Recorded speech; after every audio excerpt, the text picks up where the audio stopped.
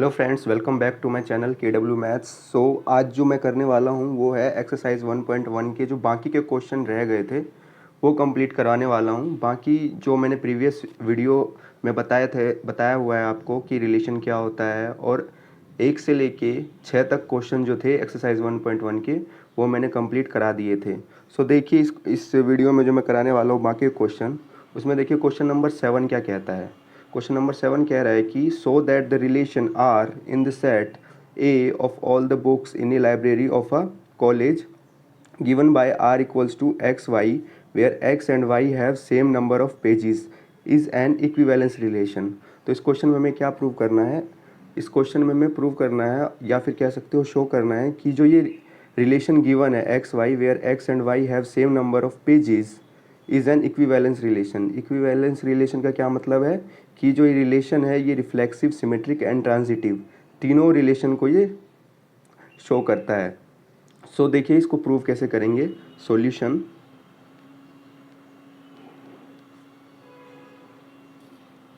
First of all हम prove करेंगे reflexive relation for reflexive relation. So reflexive relation में क्या प्रॉपर्टी होती है, अगर एक्स वाई बिलोंग कर रहा है आर में, आर क्या है रिलेशन, इम्प्लाइज इसका मतलब है जो एक्स एंड एक्स जो सेल्फ रिलेशन है वो भी आर में बिलोंग करना चाहिए। सो यहाँ पे क्या गिवन है, यहाँ पे आर गिवन है हमारे पास X Y such that X and Y have same number of pages. अगर मैं एक्स वाई की जगह एक्स एक्स ले लूँ, मान लो आर में क्या ले लेता हूँ X and X such that X and x have same number of pages. So ये सेटिस्फाई कर जाएगा। क्यों कर जाएगा, क्योंकि अगर मैं x की जगह x ले लूँ तो नंबर ऑफ पेजेस तो सेम ही होंगे ना।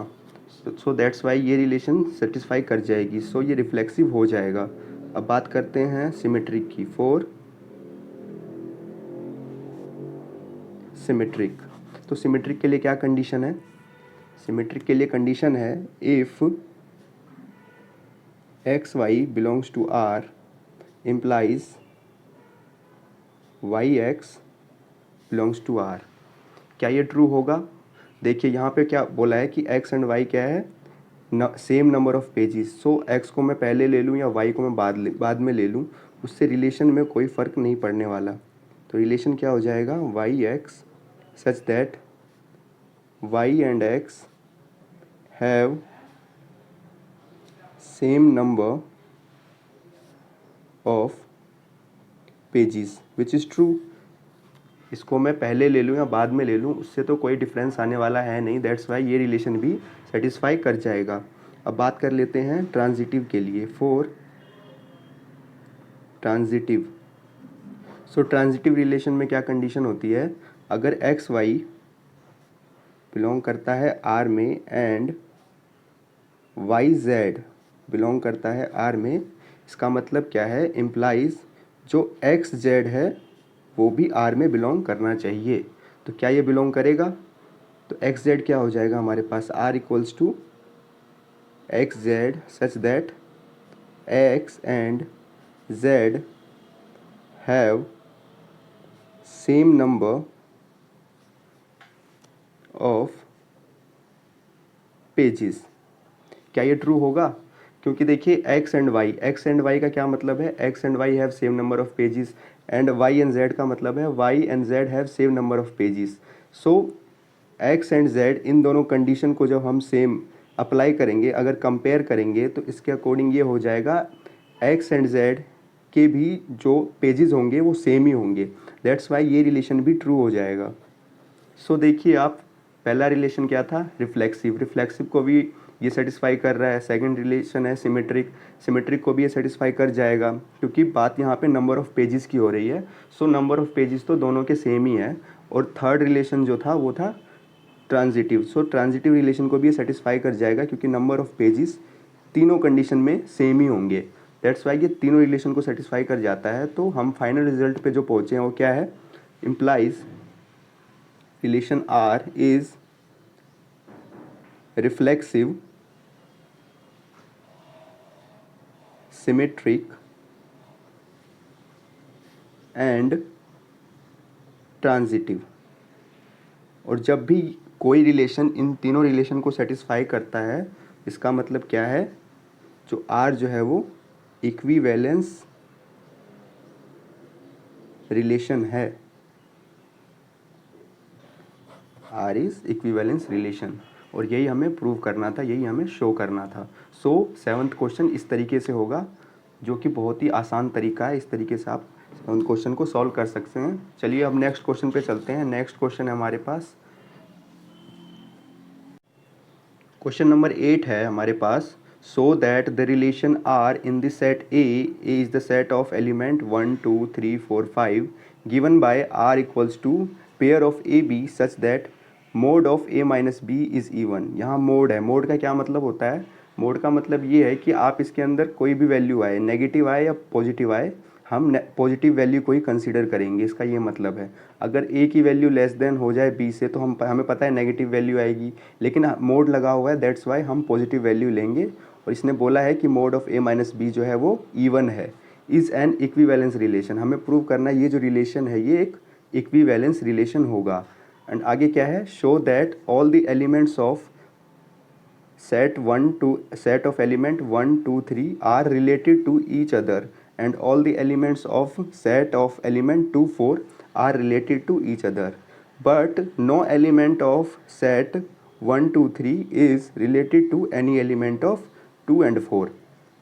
इसका क्या मतलब है, जो सेट 1 2 3 है ये सेल्फ रिलेटेड होंगे और 2 4 जो है ये भी सेल्फ रिलेटेड होंगे, लेकिन जब हम बात करेंगे इन दोनों सेट की तो इन दोनों सेट के बीच में कोई रिलेशन नहीं होगा अकॉर्डिंग टू दिस कंडीशन जो कि इस रिलेशन में गिवन है। तो चलिए इसको सॉल्व करते हैं और चेक करते हैं कि क्या ये सही कह रहा है या नहीं कह रहा है। सॉल्यूशन देखते हैं। सॉल्यूशन, पहले हमें क्या प्रूव करना है, पहले हमें प्रूव करना है कि ये जो रिलेशन गिवन है ये एक इक्विवेलेंस रिलेशन है। तो पहले हम आर डिफाइन कर देते हैं, आर में कौन कौन से एलिमेंट आने वाले हैं। ये क्या कह रहा है, a B such that mod of A minus b is even. अगर मैं ए को 1 ले लूँ, मान लो ए को मैं 1 ले लूँ, यहाँ पे ए को अगर मैं 1 ले लेता हूँ, ए बी पेयर है, क्या क्या हो जाएगा, अगर मैं 1 लूँगा तो 1 में मैं क्या माइनस करूँ कि इवन आ जाए। अगर मैं 1 में 2 को माइनस करूँगा तो -1 आएगा और मोड के अंदर वो 1 हो जाएगा, जो कि इवन तो नहीं है। 1 में -3 करूँ -2 आ जाएगा और मोड से वो 2 हो जाएगा और 2 क्या होगा, इवन आएगा। तो पेयर क्या बन जाएगा हमारे पास, 1 and 3। इसी तरीके से 1 and 4 करूँ तो 1 में से अगर 4 माइनस करूँगा तो -3 आएगा और 3 जो है वो इवन, 3 जो है इवन नहीं होता है। इस तरीके से 1 में से अगर मैं इसी तरीके से 2 में से अगर मैं 5 माइनस करता हूँ -3 जो कि इवन नहीं होगा। अब 3 ले लेते हैं, 3 हम जैसे, और अब 4th लेते हैं, 4 जैसे ही हम लेंगे क्या आ जाएगा, 4 में से 1 माइनस करूँगा 3 जो कि इवन नहीं है, 4 में से 2 माइनस करते ही ये आ जाएगा इवन। सो ये पेयर हो जाएगा। एंड 4 में से 5 माइनस करेंगे तो वो ओड हो जाएगा, इवन नहीं होगा। इसी तरीके से अगर 5 की बात करें तो क्या आ जाएगा, 5 में से 1 गया 4 जो कि इवन है, तो यहाँ आ जाएगा 1। एंड 5 में से 2 करेंगे 3 जो कि ओड हो जाएगा, 5 में से 3 माइनस करेंगे तो इवन आ जाएगा, तो 5 and 3। सो टोटल जो पेयर आ जाएंगे हमारे रिलेशन के अंदर वो ये आ जाएंगे, 1 3 1 5 2 4 3 1 3 5 4 2 5 1 एंड 5 3। सो ये रिलेशन के सारे पेयर हो जाएंगे। अब इसने क्या बोला है, ये एक इक्विवेलेंस रिलेशन होगा। सो इक्विवेलेंस रिलेशन के लिए चेक करते हैं कैसे होगा ये इक्विवेलेंस रिलेशन। तो इक्विवेलेंस रिलेशन में 3 रिलेशन सेटिस्फाई करना चाहिए। सो प्रीवियस क्वेश्चन में भी हमने किया था, चलो चेक करते हैं। फॉर रिफ्लेक्सिव, सो रिफ्लेक्सिव के लिए क्या होना चाहिए, x and x belongs to r implies, यहाँ पे देखिए इस रिलेशन के अंदर ऐसा कोई पेयर है क्या जो मतलब इक्वल हो, 1 3 1 5 2 4। एक्चुअली इसमें देखिए बाकी पेयर्स भी आएंगे जो कि मैंने यहाँ पे लिखा नहीं है। क्या बोल रहा है, इवन होना चाहिए। अगर मैं यहाँ पे 1 में से 1 माइनस कर दूँ, 1 में से 1 माइनस कर दूँ तो 0 आएगा। 0 हम इवन कंसीडर करते हैं, तो 1 1 आ जाएगा, 2 2 आ जाएगा, इसी तरीके से 3 3, 4 4 एंड 5 5। सो ये सारे पेयर भी इसके अंदर आ जाएंगे। तो जब हम रिफ्लेक्सिव की बात करते हैं तो सेल्फ एलिमेंट होने चाहिए, जैसे कि 1 1 में x की value if x is equals to 1, तो x x का पेयर सेटिस्फाई कर रहा है, बिल्कुल कर रहा है। क्या है पेयर हमारे पास? 1 1। अगर मैं इसी तरीके से x इक्वल्स टू 2 ले लूँ तो क्या रिलेशन के अंदर ये पेयर है? बिल्कुल है। यहाँ पे देखिए 2 2 पेयर है, सो ये भी आ जाएगा। इसी तरीके से x जब होगा 3, सो पेयर क्या आना चाहिए? 3 3। रिलेशन के अंदर ये पेयर भी है, सो 3 3 ये भी सेटिस्फाई कर रहा है। इसी तरीके से 4 4 भी करेगा, 5 5 भी करेगा। तो यहाँ पे हम इस कंक्लूजन पे आ गए कि ये रिफ्लेक्सिव रिलेशन को सेटिस्फाई करता है। देखिए 4 4 भी बिलोंग करेगा एंड 5 5 भी। रिलेशन के अंदर ऑलरेडी ये सारे प्रेजेंट होंगे। क्यों होंगे? क्योंकि 1 - 1 0, 0 क्या है? इवन। इस कंडीशन के अंदर ये सारे पेयर आएंगे ही आएंगे। सो क्या हो गया ये? It is reflexive. So relation को ये सेटिस्फाई करता है। अब बात करते हैं फॉर सिमेट्रिक। सो सिमेट्रिक के लिए क्या कंडीशन होना चाहिए? X y belongs to R implies y x belongs to R. So relation के अंदर इतने सारे पेयर है, आप कोई सा भी पेयर उठा लो, क्या ये इस रिलेशन को सेटिस्फाई करेगा? चलिए बात करते हैं 1 3 की, ठीक है। जब मैं बात करता हूँ 1 3 की, belongs to R implies 3 1 belongs to R, क्या ये ट्रू है? अगर 1 3 आर में बिलोंग करता है तो देखिए ये रहा 3 1 भी इसके अंदर है, दैट्स वाई ये रिलेशन भी ट्रू है। आप ऐसे कोई सा भी एलिमेंट उठा लो, सब ट्रू होगा। क्यों होगा? देखो जैसे कि 1 3 है तो 3 1 है। अगर मैं 1 5 लेता हूँ तो 5 1 भी होना चाहिए, देखिए 5 1 भी है। 2 4 लूँगा तो 4 2 होना चाहिए, 4 2 भी है। अगर मैं 3 5 लूँ तो 5 3 होना चाहिए, 5 3 भी है। और ये तो होते ही हैं, 1 1 1 कर लो, इसको आप आगे पीछे कर दो, इससे कोई फ़र्क पड़ने वाला है नहीं। सो यहाँ कंक्लूजन पे हम क्या है? कंक्लूजन पे आए कि ये भी सिमेट्रिक है। सिमेट्रिक, ये सिमेट्रिक भी है। अब बात करते हैं ट्रांजिटिव की। फॉर ट्रांजिटिव, सो ट्रांजिटिव में क्या होता है? कंडीशन क्या होता है? जैसे x y belongs to R and Y z belongs to R implies x z must belongs to R. So क्या ये कंडीशन सेटिस्फाई करता है? चलिए दो पेयर ले लेते हैं, कोई सा ले लेते हैं, x Y equals to 1 3। So and अगर एक्स वाई 1 3 है तो वाई जेड क्या लेंगे हम? वाई जेड वो लेंगे जिसमें जेड की वैल्यू 3 होगी। देखिए एक्स वाई को हमने क्या लिया है? 1 3, तो वाई जेड हम क्या लेंगे? जिसमें वाई की वैल्यू 3 होगी। यहाँ पे देखिए 3 की वैल्यू क्या है? ये रही 3 1, ये ले लेते हैं। तो क्या हो गया ये? तो वाई जेड हो जाएगा 3 1। हमने रेंडमली ले लिया है, आपको भी ऐसे रेंडमली चेक करना है कि ये कंडीशन सेटिस्फाई करेगा या नहीं करेगा।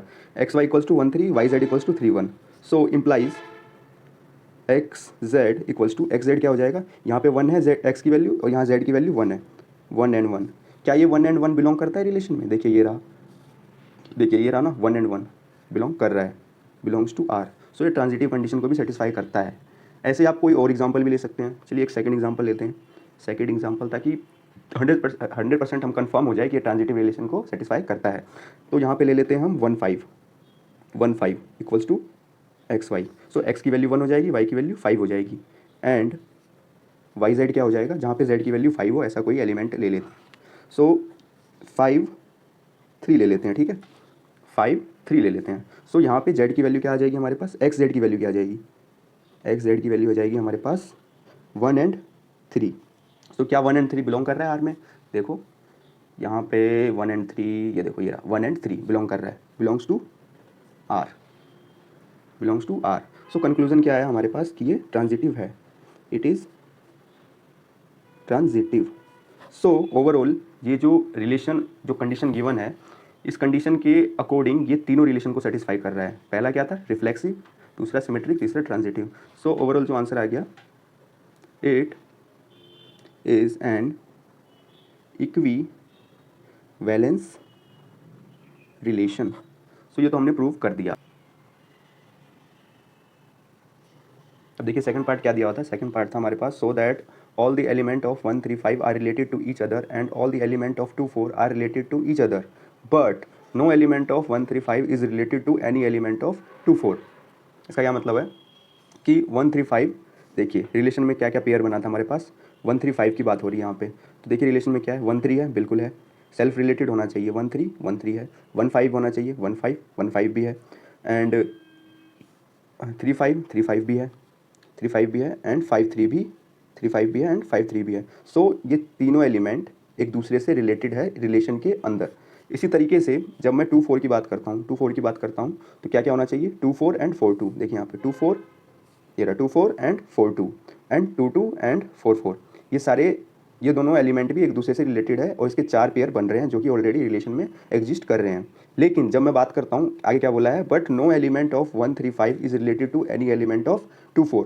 तो इसका ये कहना चाह रहा है कि 1 3 5 का एक भी, ये जो सेट है 1 3 5, ये 2 4 से कहीं भी रिलेट नहीं करता। और इसको आप प्रूव भी कर सकते हैं क्योंकि आपने जो ये रिलेशन बनाया है ना, ये सेट बनाया, देखिए 1 2, क्या 1 2 है यहाँ पे, बिल्कुल भी नहीं है। इसी तरीके से 3 4 भी नहीं है, 4 5 भी नहीं है। क्यों नहीं है, ये क्यों नहीं रिलेट कर रहा है, क्योंकि यहाँ पे जो कंडीशन है वो कंडीशन कहता है कि modulus of a minus B is even.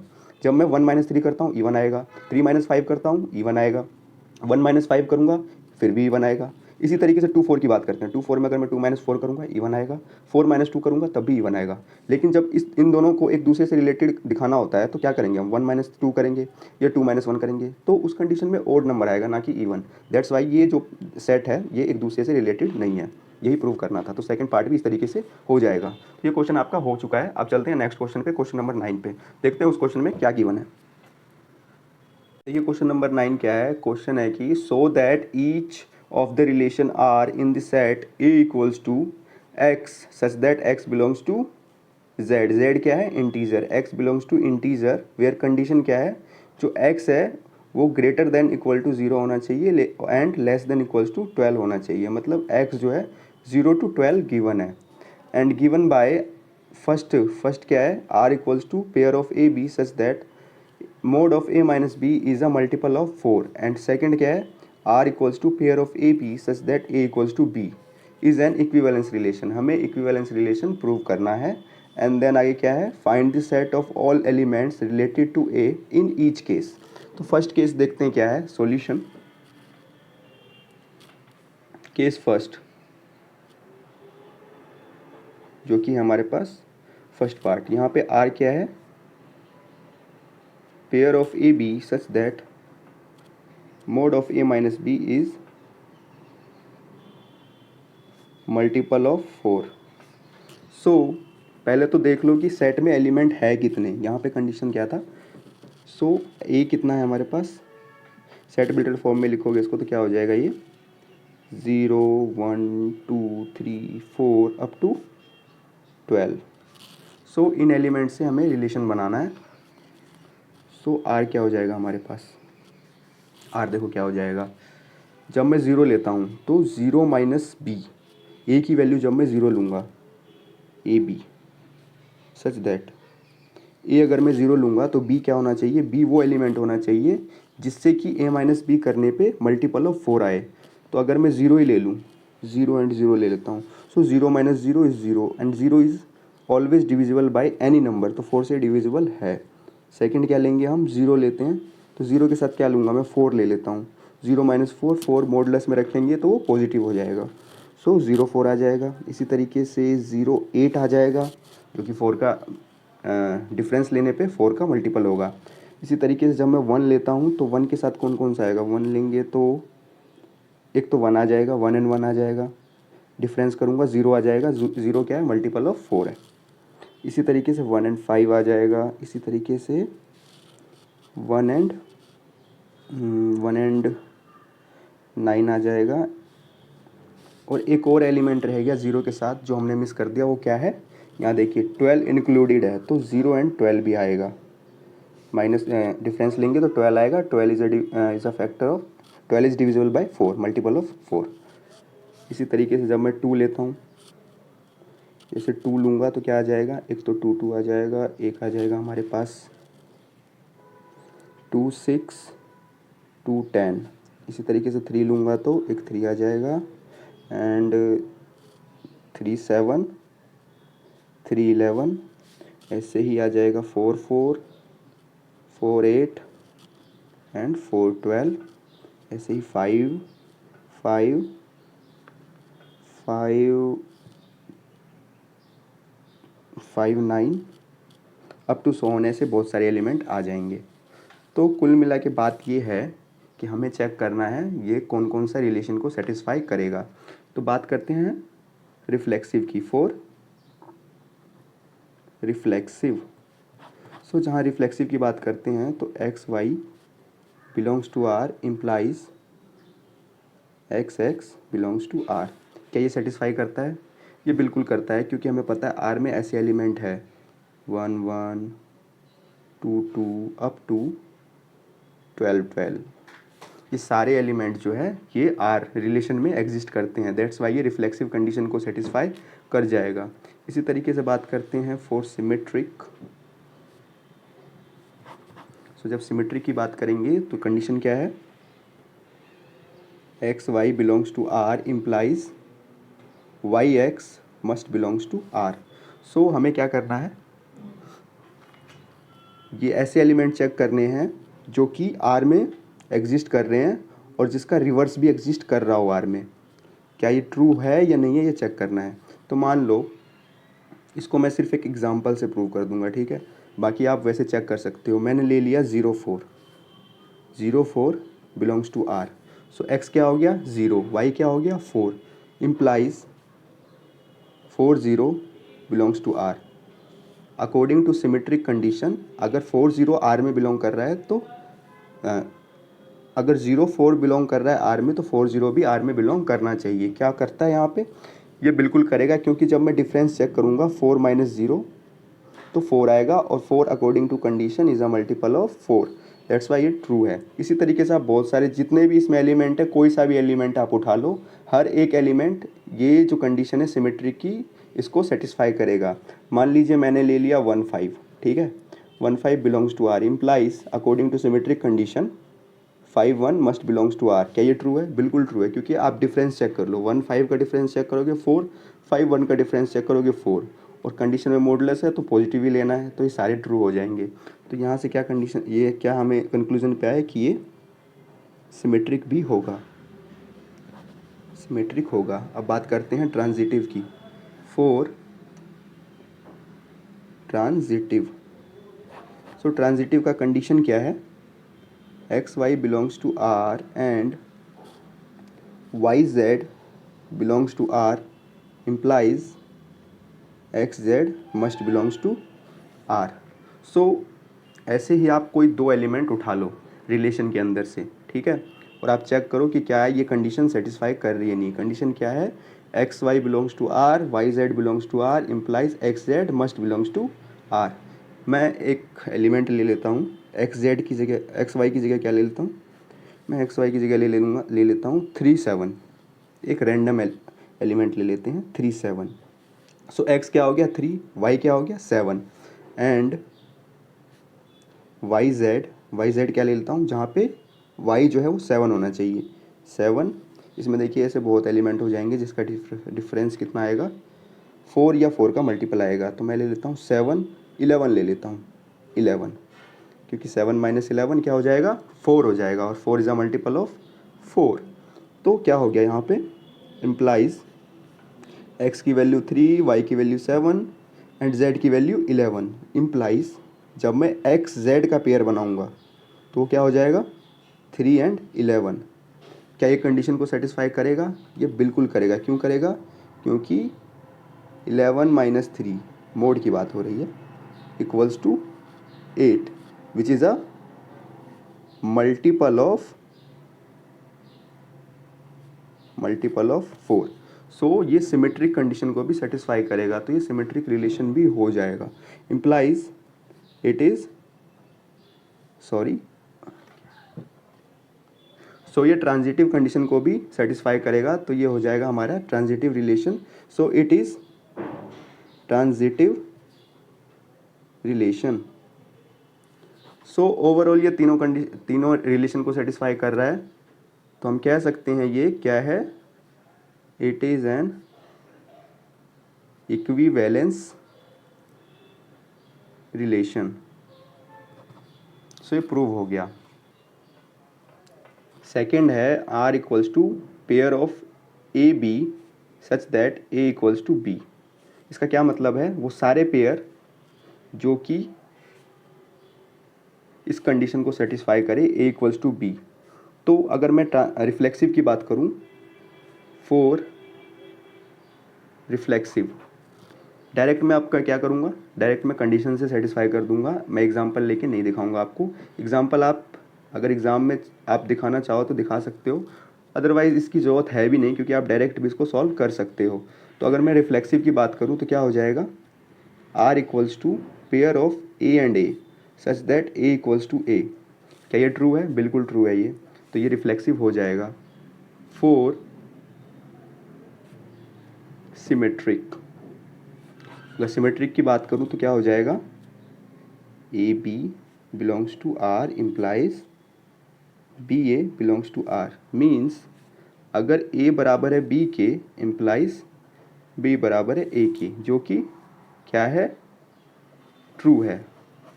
सो ये सिमेट्रिक भी हो जाएगा।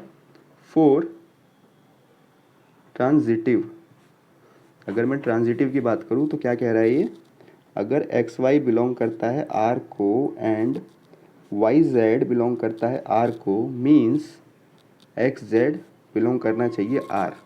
क्या ये ट्रू होगा? अकॉर्डिंग टू कंडीशन क्या हो जाएगा ये, x equals to y and y equals to z. So it is obvious that अगर एक्स वाई के इक्वल है एंड वाई जेड के इक्वल है तो एक्स जेड के इक्वल हो जाएगा। So it is transitive. So overall answer क्या आ गया, इट इज़ एन इक्विवेलेंस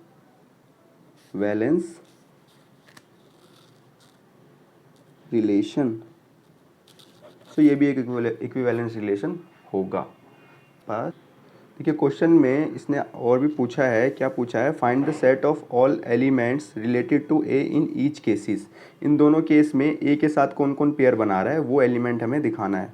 तो बात अगर मैं करूँ फर्स्ट पार्ट की, तो फर्स्ट पार्ट में ए के साथ कौन सा एलिमेंट है, देखो अगर मैं ये चेक करूँ तो ए के साथ 1 1 आ जाएगा। तो 1 तो 1 है ही, 1 के साथ 5 भी है, 9 भी है एंड बस इतना ही है। तो क्या हो जाएगा 1 5 9। ये हो गया फर्स्ट में, जो ये फर्स्ट पार्ट है जो ए के साथ रिलेटेड है। एंड अगर सेकंड पार्ट की बात करूँ मैं, क्या है, ए इक्वल्स टू बी होना चाहिए। अगर मैं ए की वैल्यू 1 लूँ तो 1 के इक्वल कौन सा हो सकता है, एक 1 ही है जो 1 के इक्वल होगा। सो क्या हो जाएगा आपका, जो क्वेश्चन में पूछा हुआ है उसके अकॉर्डिंग केस 1 में जो 1 से रिलेटेड है वो क्या है, 1 है, 5 है, 9 है। और केस 2 में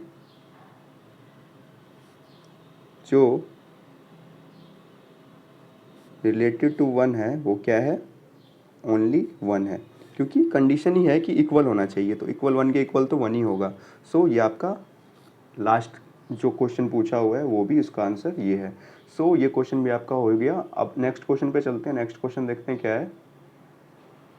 देखिए क्वेश्चन नंबर 10 क्या कहता है, ये कह रहा है give an example of a relation which is symmetric but neither reflexive not transitive. So इसी टाइप का एक क्वेश्चन प्रीवियस वीडियो में हमने किया था, जिसमें क्या था, जो वो क्वेश्चन था, जो रिलेशन था वो सिमेट्रिक था बट रिफ्लेक्सिव एंड ट्रांजिटिव नहीं था। तो वो एग्जांपल हम यहाँ पे लिख सकते हैं। वो एग्जांपल क्या था, इसका आंसर क्या हो जाएगा, इसका आंसर हो जाएगा आर इक्वल्स 1 2 एंड 2 1। इसको अगर हम इसका रीज़न देना चाहें तो क्या हो जाएगा, रीज़न ये हो जाएगा x y belongs to R implies y x belongs to R. इस कंडीशन को ये सेटिस्फाई करता है, तो ये क्या हो जाएगा, सिमेट्रिक हो जाएगा। लेकिन जब रिफ्लेक्सिव की बात करते हैं, for reflexive x and x belongs to R, इस टाइप का कोई भी एलिमेंट आर के अंदर है ही नहीं। एक्स एंड एक्स मतलब सेम होना चाहिए। सेम है क्या, 1 1 है या 2 2 है, नहीं है, दैट्स वाई ये नहीं होगा। एंड फोर ट्रांजिटिव, अगर ट्रांजिटिव के लिए चेक करें तो क्या होना चाहिए, x y belongs to R and Y z belongs to R. यहाँ पे एलिमेंट ही 2 है, तो 2 एलिमेंट लेंगे तो तीसरा एलिमेंट का तो सवाल ही नहीं हो रहा, तो दैट्स वाई ये भी नहीं होगा। अब इसी में सेकंड पार्ट है। सेकंड पार्ट क्या है, देखो नेक्स्ट पार्ट क्या है, नेक्स्ट पार्ट है ट्रांजिटिव होना चाहिए but neither reflexive nor symmetric. मतलब ट्रांजिटिव हो लेकिन रिफ्लेक्सिव एंड सिमेट्रिक ना हो। तो इस टाइप का एग्जांपल क्या ले सकते हैं हम, इस टाइप का एग्जांपल ले लो आप, सॉल्यूशन हो जाएगा इसका R equals pair of A B such that A is less than b. Transitive, अगर मैं ट्रांजिटिव के लिए चेक करूँ तो क्या होना चाहिए, x y belongs to R and Y z belongs to R implies x z belongs to are.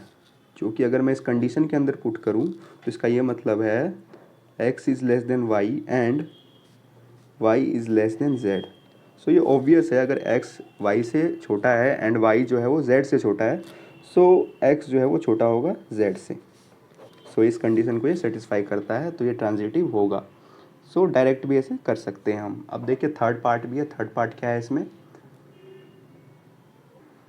देखो थर्ड पार्ट क्या है, थर्ड पार्ट है reflexive and symmetric but not transitive.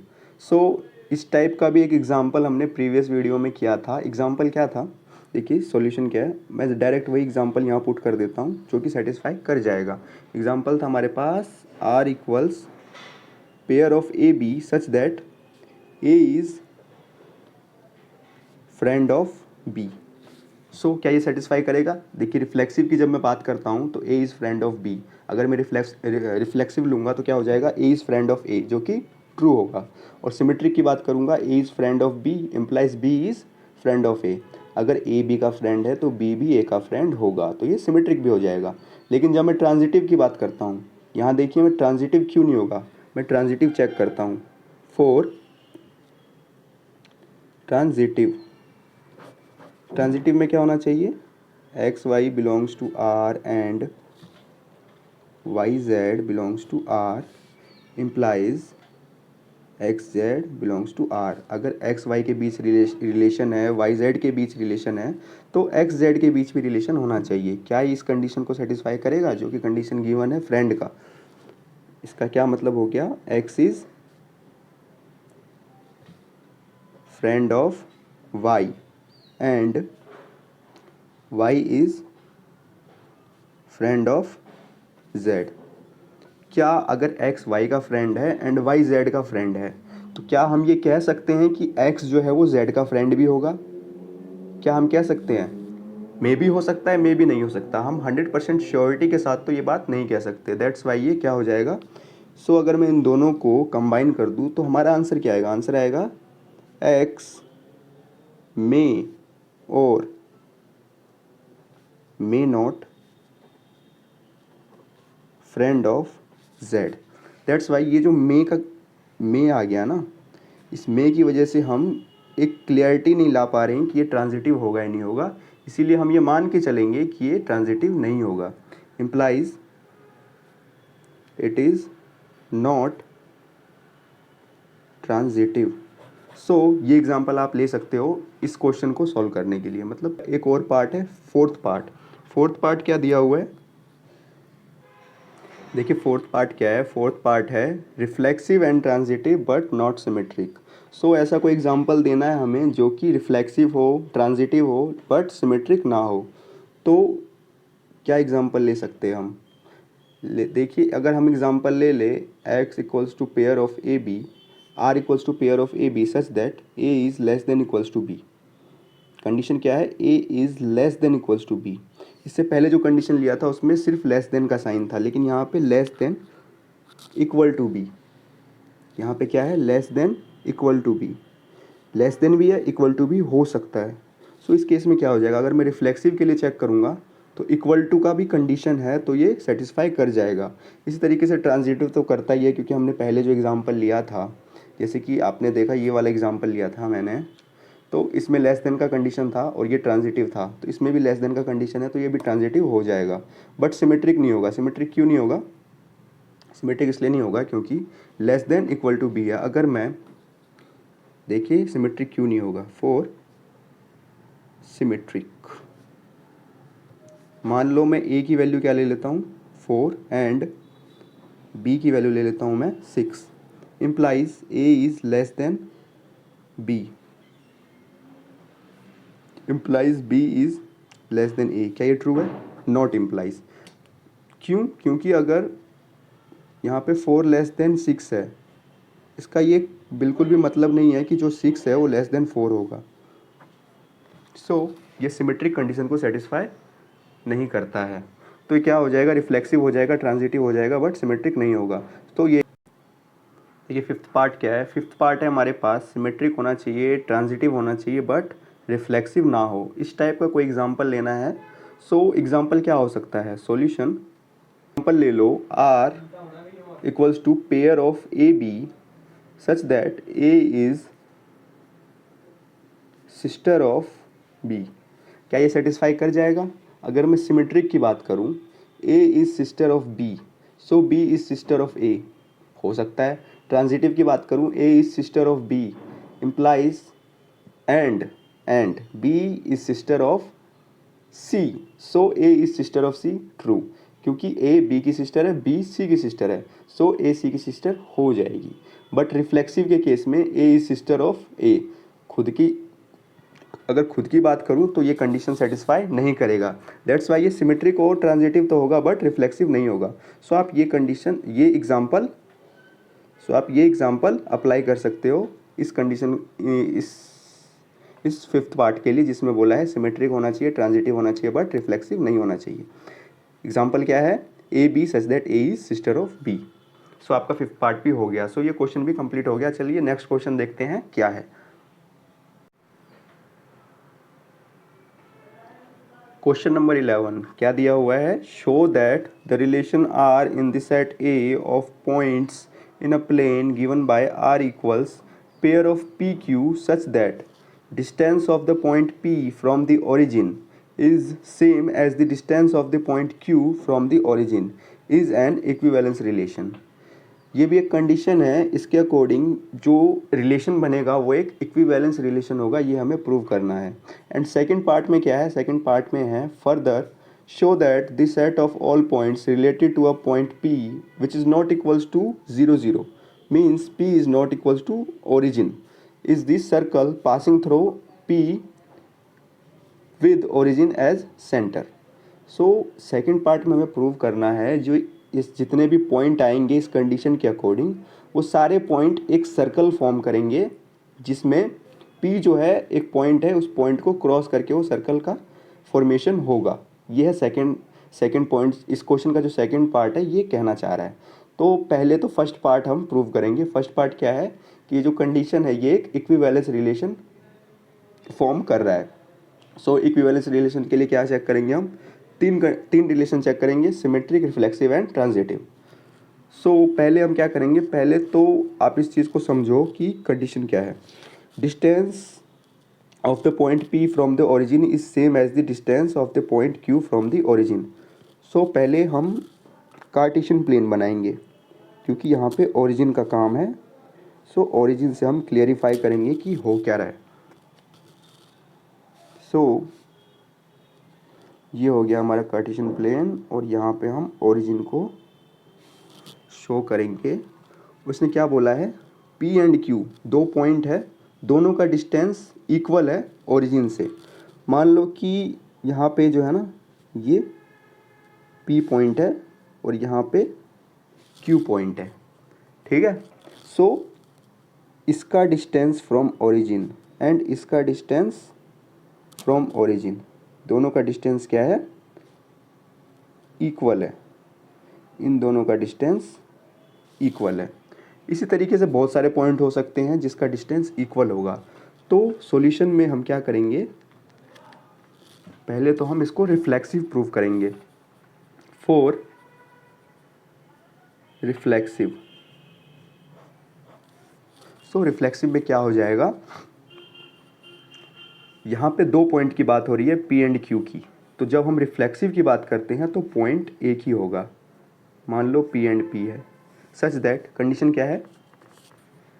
Distance of the point P from the origin is same as the distance of the point, यहाँ पे Q है लेकिन हम P ले रहे हैं तो P हो जाएगा फ्रॉम द ओरिजिन। तो क्या हो जाएगा? Distance of point P from the origin is equal to the distance of point P from the origin। ये ट्रू होगा। क्यों होगा ट्रू? क्योंकि हम सेम पॉइंट की बात कर रहे हैं और सेम पॉइंट का डिस्टेंस ओरिजिन से इक्वल ही होगा, दैट्स वाई ये ट्रू हो जाएगा। तो आंसर क्या होगा हमारे पास? Yes, it is reflexive. इसी तरीके से हम चेक करेंगे सिमेट्रिक के लिए। फॉर सिमेट्रिक, सो सिमेट्रिक में क्या हो जाएगा?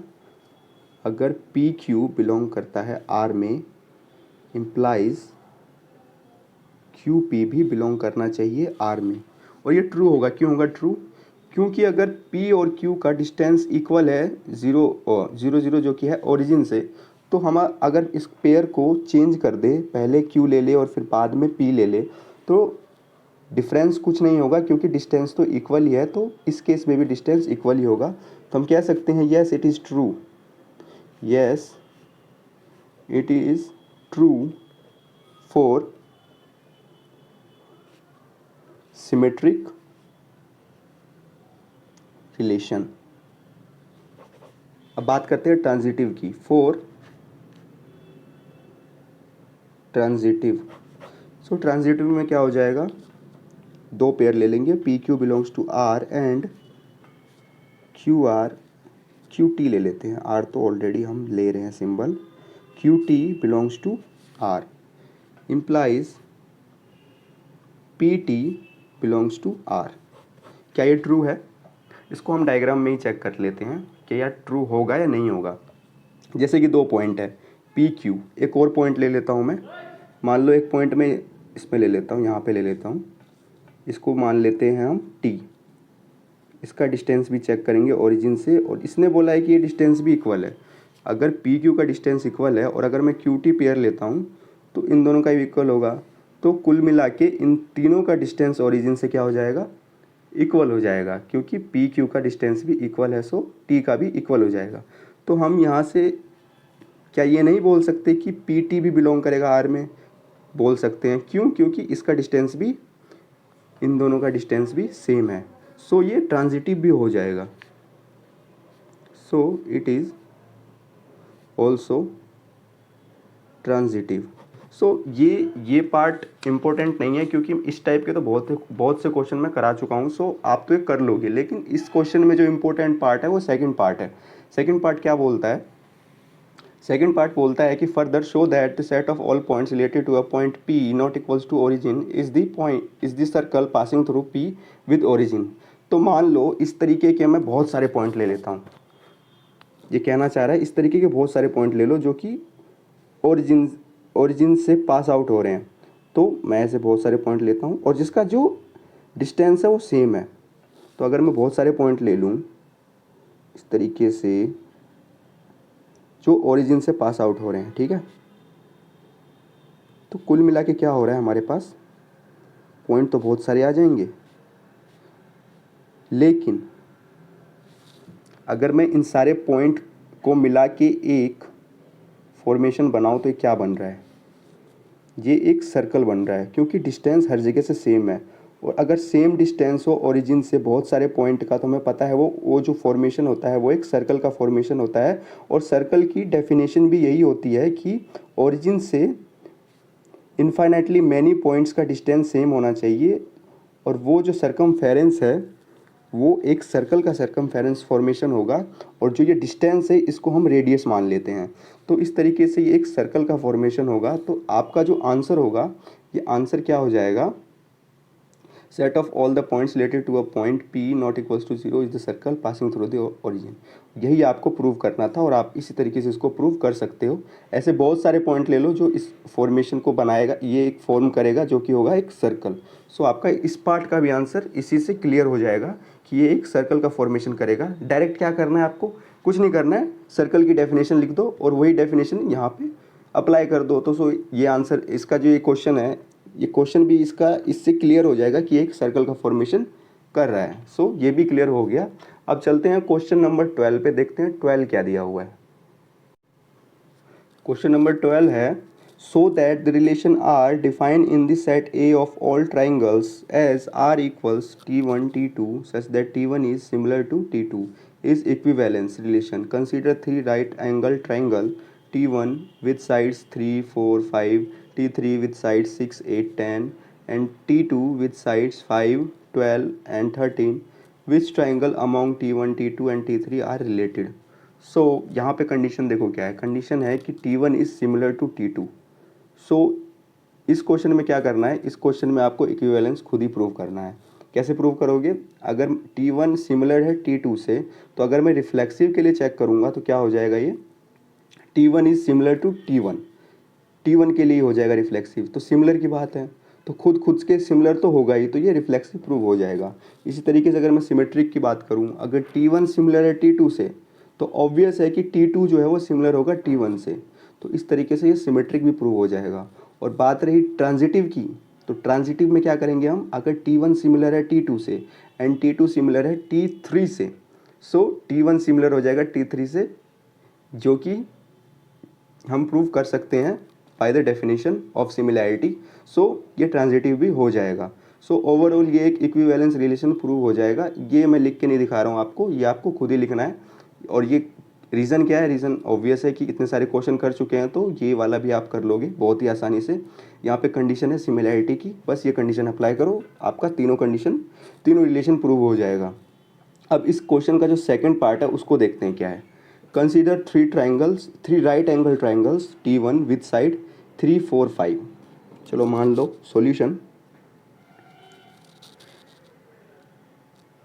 इक्विवेलेंस रिलेशन, ये तो आप प्रूव खुद से करोगे, ये हो भी जाएगा प्रूव। अब सेकंड पार्ट में देखते हैं। पार्ट सेकंड, इसने क्या बोला है, 3 ट्रायंगल है T1 क्या क्या दिया हुआ है, तीनों राइट एंगल ट्रायंगल है। T1 की साइड्स क्या है, T1 की साइड्स दी हुई है 3। ऑब्वियस है जो सबसे बड़ा साइड होगा वो हमारा हाइपोटेन्यूस होगा, तो ये हो जाएगा 5। इसको मान लेते हैं 4 और इसको मान लेते हैं 3। इसी तरीके से T2 दिया हुआ है जिसमें साइड्स क्या गिवन है, ये भी राइट एंगल ट्रायंगल है, इसमें साइड्स क्या है, T2 में देखिए साइड्स क्या है 5, 12 एंड 13। सो 13 हो जाएगा हाइपोटेन्यूस, ये हो गया आपका 12, ये हो गया 5। एंड T3 दिया हुआ है, ये भी राइट एंगल है और इसकी साइड्स है हमारे पास 10, 8 एंड 6। सो इसने पूछा है कि इन ट्रायंगल्स में कौन एक दूसरे के रिलेटेड है, और कंडीशन क्या है, कंडीशन है सिमिलैरिटी की, मतलब सिमिलर कौन सा है। तो सिमिलर के लिए हम क्या चेक करते हैं, हम चेक करेंगे रेशियो ऑफ द साइड्स। अगर साइड्स का रेशियो इक्वल आएगा, हर एक साइड का रेशियो इक्वल आएगा, तो हम कह सकते हैं कि ट्रायंगल जो है वो सिमिलर है। सो चेक करते हैं रेशियो। अब मान लो ये तो हाइपोटेन्यूस है, नॉर्मली ये हाइपोटेन्यूस है, ये बेस है, ये परपेंडिकुलर है। तो अगर मैं चेकिंग रेशियो ऑफ साइड्स, तो साइड्स का रेशियो कैसे चेक करेंगे हम, साइड्स का रेशियो चेक करेंगे हम perpendicular upon perpendicular equals base upon base equals hypotenuse upon hypotenuse. अगर ये रेशियो को सेटिस्फाई करेगा, इक्वल होगा, तो हम कह सकते हैं कि सिमिलर है। तो मान लेते हैं इन T1 एंड T2, ये 2 ट्रायंगल ले लेते हैं और चेक करते हैं कि क्या ये सेटिस्फाई करता है या नहीं करता है। तो यहाँ क्या आएगा, परपेंडिकुलर अपॉन परपेंडिकुलर। तो T1 में परपेंडिकुलर क्या है, 4 है, 4 लिख लिया हमने। एंड T2 में परपेंडिकुलर क्या है, 12 है, 12 लिख लिया। तो रेशियो क्या आ गया हमारे पास, 1/3। और हाइपोटेन्यूस की बात करते हैं। सो T1 में हाइपोटेन्यूस क्या है, T1 में हाइपोटेन्यूस है आपका 5 एंड T2 में हाइपोटेन्यूस है आपका 13। सो ये हो गया 5/13, क्लियरली दिख रहा है हमारे पास, implies 1/3 is not equals to 5/13। Ratio को सेटिस्फाई नहीं कर रहा है, implies T1 is not similar to T2। So ये एक दूसरे के रिलेटेड नहीं है अकॉर्डिंग टू द कंडीशन। अब बात करते हैं T1 एंड T3 की। इन T1 and T3, so T1 में क्या है 4, T3 में क्या है 8। अगर मैं यहाँ से देखिए डायग्राम से, T1 में परपेंडिकुलर 4, T3 में 8, यहाँ पे हाइपोटेन्यूज 5, यहाँ पे 10, यहाँ पे बेस 3, यहाँ पे बेस 6। तो क्लियरली आप चेक कर सकते हो क्या हो गया ये 4/8 इक्वल्स 3/6 इक्वल्स 5/10। और इसको सॉल्व करोगे तो आपके पास जो रिज़ल्ट आएगा वो आएगा 1/2 इक्वल्स 1/2 इक्वल्स 1/2 1/2। ठीक है, तो यहाँ से ये कंडीशन आ गई हमारे पास कि इसका जो रेशियो है वो इक्वल है, हर एक साइड का रेशियो इक्वल है।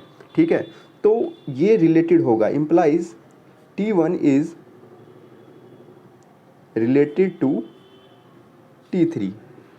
सेम तरीके से आप चेक कर सकते हैं T2 एंड T3 को भी, और इसका आंसर भी आएगा कि ये रिलेटेड नहीं होगा। क्योंकि इसका जो रेशियो होगा ना साइड्स का, यहाँ पे देखिए 12 है, यहाँ पे 8 है, यहाँ पे 5 है, 6 है। अगर 12-8 का रेशियो करूँ मैं तो आ जाएगा हमारे पास 3:2, और जहाँ मैं 5 और 6 का रेशियो करूँ तो ऑब्वियस है कि वो जो रेशियो आएगा वो इक्वल नहीं होगा। दैट्स वाई ये भी सिमिलर नहीं होगा, सो ये भी रिलेटेड नहीं होगा। तो आंसर क्या हो जाएगा आपका सेकंड पार्ट का? आंसर हो जाएगा कि T1 and T3 are related to each other, ये आपका आंसर हो जाएगा। और इसी तरीके से आपको 12th क्वेश्चन भी सॉल्व करना है। For the case of equivalence relation वो आपको खुद सॉल्व करना है, ये पार्ट इस तरीके से सॉल्व करना है। तो आपका क्वेश्चन नंबर 12 भी हो चुका है। अब चलते हैं क्वेश्चन नंबर 13 पे, देखते हैं क्वेश्चन नंबर 13 क्या कहता है। तो ये क्वेश्चन नंबर 13 क्या है? 13 क्या कहता है हमारा? Show that the relation R defined in the set A of all polygons as R equals pair of P1 and P2 such that P1 and P2 have same number of sides. P1 and P2 दो polygon है और दोनों के sides जो है equal है, equal number of sides है, same number of sides है। Is an equivalence relation. Same वही बात आ गई इक्विवेलेंस रिलेशन की। तो आपको क्या करना है? Reflexive, symmetric and transitive prove करना है, और अगर ये तीनों प्रूव हो गया इसका मतलब ये इक्विवेलेंस रिलेशन है। सेकंड पार्ट क्या है? What is the set of all elements in A related to the right angle triangle T with sides 3, 4 and 5। ये पार्ट हम प्रूव करेंगे, ये पार्ट मैं प्रूव करके दूंगा आपको कि क्या है ये। लेकिन जो फर्स्ट पार्ट है इक्विवेलेंस रिलेशन का, ये मैं प्रूव नहीं करूंगा, ये आप खुद करेंगे प्रूव। तीनों कंडीशन, तीनों रिलेशन आप सेटिस्फाई कर सकते हैं। कैसे कर सकते हैं? क्योंकि यहाँ पे देखिए have same number of sides. जब सेम नंबर की बात आ गई, अगर आप P1 लोगे तब भी सेम नंबर आएगा। P1 P2 की बात कर रहे हैं, P2 P1 की बात करेंगे तब भी सेम नंबर आएगा। और अगर एक और पॉलीगन ले ले, उसमें भी इक्वल नंबर ऑफ साइड है, तो अगर P1 और P3 की बात करूँगा तब भी इक्वल आएगा। तो इक्विवेलेंस रिलेशन सेटिस्फाई करना कोई मुश्किल बात नहीं है, वो आप कर सकते हो। देखिए सेकंड पार्ट क्या है, सॉल्यूशन देखिए। Solution for first part equivalence relation. So equivalence relation आप प्रूव कर दोगे। मैं करता हूँ सेकंड पार्ट के लिए। फॉर सेकंड पार्ट में क्या बोला इसने? What is the set of all integers, what is the set of all elements in A related to the right angle triangle T with sides this. So A क्या है यहाँ पे? A क्या है? Set of all polygons. पहले तो ए लिख लो आप, ए है क्या? ए क्या है? Set of all polygons. Polygons क्या होता है? पॉलीगन्स होता है जिनकी दो से ज़्यादा साइड्स हो, दो या दो से ज़्यादा साइड्स हो, वो पॉलीगन हो जाता है हमारा। एंड देखिए यहाँ पे टी क्या दिया हुआ है? टी क्या है? T is a triangle. जो क्या है? ट्राइंगल जिसकी साइड्स क्या है? Sides are 3, 4 and 5। एंड यहाँ मेंशन भी है ये राइट एंगल ट्राइंगल है। तो हम एक राइट एंगल ट्राइंगल बनाते हैं। ये हो जाएगा राइट एंगल ट्राइंगल। यहाँ पे क्या आ जाएगा? साइड्स की बात हो रही है, साइड्स क्या हो जाएगा हमारे पास, ये हो जाएगा 90 डिग्री, ये 5, ये 4, ये 3। सो ऑब्वियस है जो टी है, जो राइट एंगल ट्रायंगल है, इस टाइप के जितने भी ट्रायंगल है वो इस सेट ए में आ जाएंगे। तो कुल मिला के रिलेशन क्या हो गया, ए और टी का क्या रिलेशन है, ए और टी का रिलेशन हमारे पास क्या आ जाएगा, A equals to set of all right angle triangle. So ये हमारा आंसर आ जाएगा। ए और टी का क्या रिलेशन है, ए क्या है, टी क्या है, राइट एंगल ट्रायंगल जिसकी साइड्स गिवन है, और ए क्या है, सेट ऑफ ऑल पॉलीगन्स। सो ए को हम टी के फॉर्मेशन में लिखेंगे तो क्या हो जाएगा, ये हो जाएगा हमारे पास set of all right angle triangles. ये पार्ट सेकंड का आपका आंसर हो जाएगा। पार्ट फर्स्ट क्या था, इक्विवेलेंस रिलेशन, वो आप खुद प्रूव करोगे। सो इस तरीके से ये क्वेश्चन भी सॉल्व हो जाएगा।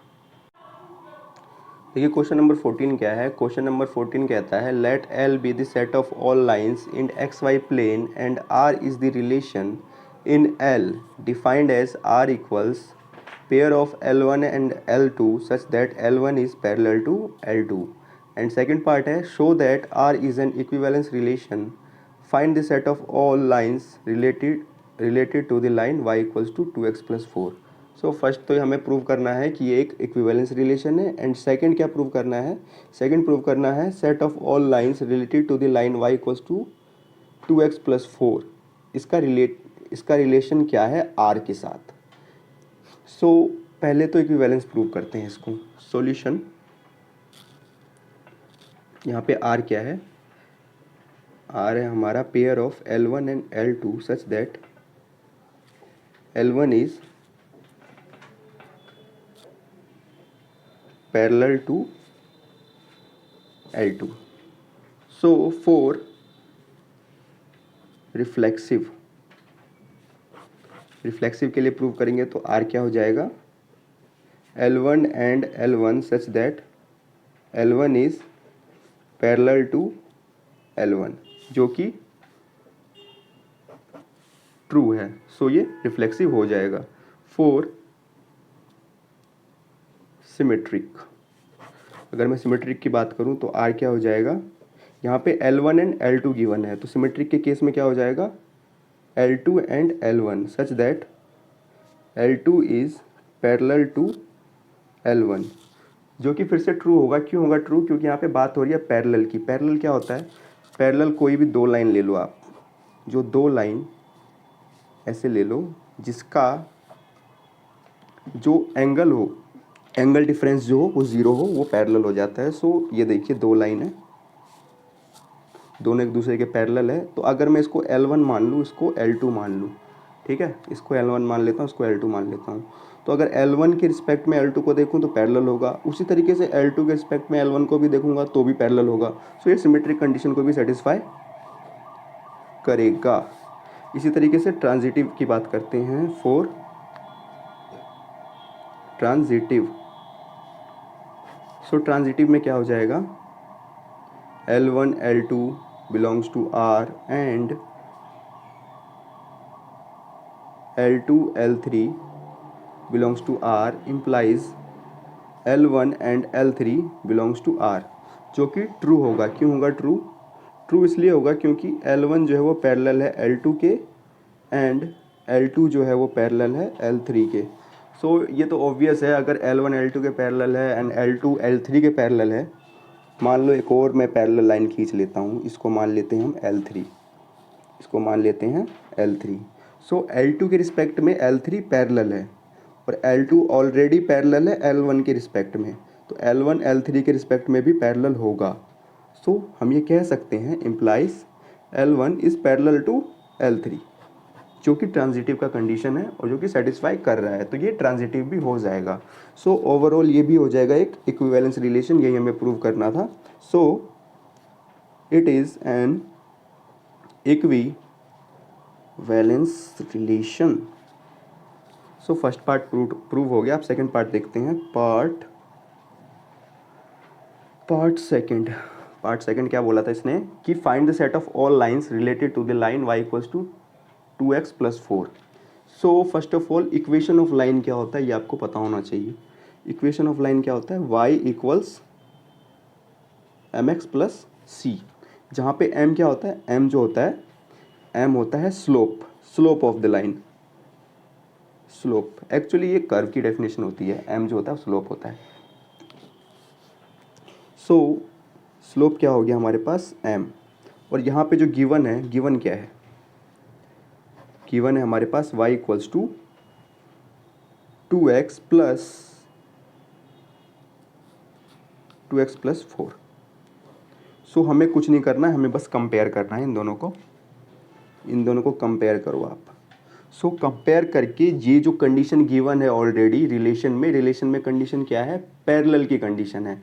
सो ये जो इक्वेशन है y equals to m x plus c, और जो गिवन इक्वेशन है y equals to 2x plus 4, इसमें कॉमन क्या है, पैरेलल के लिए, पैरेलल के लिए कॉमन क्या होना चाहिए कि स्लोप जो है वो इक्वल होना चाहिए। इसका मतलब क्या हुआ, इसका मतलब ये हुआ जो m की वैल्यू है वो तो 2 होगी ही होगी, ये एक कॉमन चीज़ आया यहाँ से। और जहाँ जो ये c है, c क्या है, कांस्टेंट है, c आप कुछ भी ले सकते हो। तो यहाँ पे 4 है और यहाँ पे c है, तो 4 की जगह आप कुछ भी ले सकते हो, उससे फ़र्क नहीं पड़ेगा। फ़र्क इससे पड़ेगा कि आपका स्लोप जो है वो डिफ़र तो नहीं कर रहा है, उसके बीच का एंगल क्या है। सो यहाँ पे स्लोप 2 आ गया, तो सो हम एक कंक्लूजन पे आए कि जो इक्वेशन ऑफ लाइन क्या हो जाएगा, y equals to 2x plus के। के क्या है, के एक कांस्टेंट है, ये कुछ भी हो सकता है। सो ये हमारा आंसर हो जाएगा सेकंड पार्ट का। सो इस तरीके से क्वेश्चन नंबर 14 भी कंप्लीट होता है। अब चलते हैं क्वेश्चन नंबर 15 पे, देखते हैं 15 क्वेश्चन नंबर 15 क्या कहता है। सो क्वेश्चन नंबर 15 देखिए क्या है, let R be the relation in the set of numbers 1 2 3 4 given by R equals to pair of 1 2 2 2 1 1 4 4 1 3 3 3 3 2। यहाँ पे पेयर गिवन है जो कि रिलेशन के अंदर है, और हमें क्या बताना है, चूज़ द करेक्ट आंसर। सो इसको मैं सॉल्व नहीं करूँगा, इसको मैं डायरेक्ट बताऊँगा आपको कि क्या होना चाहिए। पहला ऑप्शन क्या है, पहला ऑप्शन ये है कि R is reflexive and symmetric but not transitive. So reflexive के लिए चेक करते हैं, रिफ्लेक्सिव के लिए क्या होना चाहिए, सेल्फ एलिमेंट होना चाहिए। तो मैं सेल्फ एलिमेंट उठाता हूँ। अगर मैं यहाँ पे बात करूँ 1 1 की, यहाँ पे देखिए 4 एलिमेंट है सेट के अंदर, 1 2 3 4, तो हर एलिमेंट का सेल्फ पेयर होना चाहिए आर के अंदर, तभी हम कह सकते हैं ये रिफ्लेक्सिव है। तो यहाँ देखिए 1 1 है, 2 2 है, 3 3 है एंड 4 4 है, ठीक है। सो सारे सेटिस्फाई कर रहे हैं, सो ये रिफ्लेक्सिव तो है, और ऑप्शन में भी रिफ्लेक्सिव है। अब बात करते हैं सिमेट्रिक की। सिमेट्रिक में क्या होना चाहिए, अपोजिट एलिमेंट होने चाहिए। जैसे कि 1 2 है तो 2 1 भी होना चाहिए। यहाँ पे देखिए 1 2 है लेकिन इसमें 2 1 नहीं है, सो ये सिमेट्रिक नहीं है। ऐसे आप चेक कर सकते हो, ठीक है। सो इसी तरीके से 1 3 चेक कर लो आप, 1 3 है तो 3 1 भी होना चाहिए सिमेट्रिक के लिए, लेकिन यहाँ पे 3 1 भी नहीं है। सो पहला ऑप्शन रॉन्ग हो जाएगा क्योंकि ये सिमेट्रिक नहीं है। अब ऑप्शन बी की बात करते हैं। बी कह रहा है आर इज़ रिफ्लेक्सिव, ऑलरेडी हम प्रूव कर चुके हैं आर जो है रिफ्लेक्सिव है, चेक कर चुके हैं हम, तो रिफ्लेक्सिव तो होगा। बात कर रहा है ट्रांजिटिव की। सो ट्रांजिटिव के लिए क्या करते हैं हम, प्लीज़ सॉल्व करके दिखा देते हैं, ये थोड़ा ज़्यादा हो जाएगा। सॉल्यूशन बी पार्ट के लिए for transitive let X Y equals to 1 2। Check करने वाली बात ये है कि जो भी पेयर आप लोगे वो ऑलरेडी इसके अंदर होना चाहिए, रिलेशन के अंदर, तभी आप उसको प्रूव कर सकते हो। अदरवाइज़ अगर आप बाहर का पेयर लेते हो तो उससे पता नहीं चलेगा आपको कि रिफ्लेक्सिव होगा या ट्रांजिटिव होगा या नहीं होगा। So X Y equals to 1 2 लेते हैं and Y Z equals to, Y क्या होना चाहिए, 2 होना चाहिए। तो यहाँ पे 2 सिर्फ एक ही पेयर है जो कि है 2 2 2 2 इम्प्लाइज एक्स जेड क्या हो जाएगा हमारे पास, यहाँ पे 1 है और जेड 2 है, तो ये हो जाएगा 1 2 जो कि आर में बिलोंग करता है। सो ये ट्रांजिटिव हो जाएगा। इसी तरीके से एक और पेयर ले लेते हैं ताकि क्लियर हो जाए। Let X Y equals to 4 and 4। 4 and 4 हम ले ही नहीं सकते पेयर, क्योंकि इस सिर्फ एक ही पेयर है, सो इसका कंपैरिजन होगा नहीं। ले लेते हैं x Y equals to 1 and 3 and Y Z equals 3 and 2 implies 1 and 2। X क्या हो गया 1 एंड जेड क्या हो गया 2, और 1 एंड 2 हमें पता है बिलोंग कर रहा है, belongs to R. So overall हम ऐसे बहुत से एग्जांपल ले लेंगे तो आंसर जो आने वाला है वो यही आने वाला है कि ये ट्रांजिटिव होगा। तो हम डायरेक्ट कह सकते हैं इसको, इट इज़ ट्रांजिटिव। सो हमने क्या क्या प्रूव कर दिया था, हमने प्रूव कर दिया था कि रिफ्लेक्सिव होगा, सिमेट्रिक ये नहीं होगा, एंड यहाँ पे प्रूव कर दिया कि ट्रांजिटिव होगा। सो क्या होना चाहिए, रिफ्लेक्सिव होना चाहिए, ट्रांजिटिव होना चाहिए, but not symmetric. Option B क्या हो जाएगा हमारे पास, करेक्ट हो जाएगा। इसी तरीके से ऑप्शन सी की अगर बात करूँ मैं, तो ये क्या कह रहा है, आर इज़ सिमेट्रिक, हमें पता है सिमेट्रिक ये नहीं है, सो ये नहीं होने वाला। ट्रांजिटिव तो है लेकिन सिमेट्रिक नहीं है, तो ये नहीं होगा। और डी क्या कह रहा है, R is an equivalence relation, हमें पता है ये सिमेट्रिक नहीं है, इक्विवेलेंस रिलेशन के लिए तीनों रिलेशन सेटिस्फाई करना चाहिए, सो डी भी सही नहीं होगा। तो आंसर आपका आ जाएगा यहाँ पे बी, ऑप्शन बी हो जाएगा आपका करेक्ट आंसर। इसी तरीके से क्वेश्चन नंबर 15 भी आपका हो गया। अब चलते हैं लास्ट क्वेश्चन है इस एक्सरसाइज का, जो है क्वेश्चन नंबर 16। देखते हैं क्या दिया हुआ है। सो क्वेश्चन नंबर 16 देखिए क्या है, ये भी आपका एमसीक्यू टाइप है। ये क्या बोला इसने, क्वेश्चन नंबर 16 है, let R be the relation in the set N, N क्या है, natural number, given by R equals pair of A B such that A equals B minus 2 where B is greater than 6। ये condition है, ये condition in चारों option में से कौन सा फॉलो करता है, जो फॉलो करेगा वही आपका आंसर हो जाएगा। सो अगर मैं फर्स्ट ऑप्शन की बात करूँ, इस क्वेश्चन को आपको ऑप्शन से सॉल्व करना है। अगर मैं फर्स्ट ऑप्शन की बात करूँ तो यहाँ पे क्या दिया हुआ है, पेयर 2 एंड 4। और अगर मैं ए बी से कंपेयर करता हूँ, इसको मैं डायरेक्ट करूँगा, तो ए बी क्या हो गया, यहाँ पे ए बी हो गया हमारे पास 2 एंड 4। इम्प्लाइज ए की वैल्यू क्या हो गई 2 एंड बी की वैल्यू क्या हो गई 4। लेकिन कंडीशन में क्या है, बी जो है वो ग्रेटर देन 6 होना चाहिए। तो यहाँ पे तो 4 आ गया ना बी की वैल्यू, सो ये ट्रू नहीं होगा। इसी तरीके से बी पार्ट की बात करते हैं। बी ऑप्शन में क्या है, 3 एंड 8। सो 3 एंड 8 हो गया, तो ए बी कितना हो जाएगा, ए बी इक्वल्स 3 8, वेयर ए हो जाएगा 3 के इक्वल, बी हो जाएगा 8 के इक्वल। सो कंडीशन क्या कहता है, कंडीशन कहता है बी ग्रेटर देन 6 होना चाहिए, ट्रू। यहाँ पे 8 है, ग्रेटर देन 6 है। और सेकंड कंडीशन यहाँ पे क्या है, ए इक्वल्स बी माइनस 2, क्या ये ट्रू है, ए इक्वल्स बी माइनस 2। चेक करते हैं, इम्प्लाइज ए कितना है यहाँ पे, ए यहाँ पे है 3, और बी क्या है, ए देखिए यहाँ पे मैंने डायरेक्ट वैल्यू पुट किया है इससे कंपेयर करके, ए 3 है, बी क्या है 8, 8 माइनस 2 जो कि क्या होता है 5 के, जो कि 3 के इक्वल तो नहीं है, तो ये ऑप्शन भी आपका रॉन्ग हो जाएगा। अब देखते हैं ऑप्शन सी को, सी क्या है 6 एंड 8। सो ए बी कितना हो जाएगा, ए बी हो जाएगा आपका 6 एंड 8। सो 8 है, बी की वैल्यू 8 है, ग्रेटर देन 6, ट्रू है। और अगर मैं ये चेक करूँ ए इक्वल्स टू 6 सेकेंड कंडीशन, तो ये बराबर हो जाएगा 8 माइनस 2 जो कि होगा 6, जो कि ट्रू है। ये इस कंडीशन को भी सेटिस्फाई करता है और इस कंडीशन को भी सेटिस्फाई करता है, तो आपका करेक्ट आंसर हो जाएगा option C. And option D भी चेक कर लेते हैं। ऑप्शन डी आप वैसे चेक कर लो, क्या हो जाएगा ये, A B equals 8 7 implies 8 equals to 7 minus 2 जो कि होगा 5, 8 के इक्वल नहीं होगा, सो ऑप्शन डी भी रॉन्ग हो जाएगा। तो आपका करेक्ट आंसर होगा ऑप्शन डी। इस तरीके से ये क्वेश्चन भी आपका सॉल्व हो चुका है, ये डायरेक्ट क्वेश्चन था, इस तरीके से आप सॉल्व कर सकते हैं। सो ओवरऑल आपका एक्सरसाइज 1.1 कवर हो चुका है। अब मैं करवाऊंगा आपको एक्सरसाइज 1.2, जिसमें सबसे पहले आपको ये जानना होगा कि फंक्शन होता क्या है। तो मैं पहले ये बताऊंगा आपको कि फंक्शन होता क्या है, एंड देन हम सॉल्व करेंगे एक्सरसाइज 1.2। सो आज के लिए इतना ही, बने रहिए इस चैनल पर, एंड नेक्स्ट वीडियो में जल्दी लाऊंगा। तब तक के लिए thank you so much, and like and subscribe करना ना भूलिए, एंड शेयर भी कर दीजिए।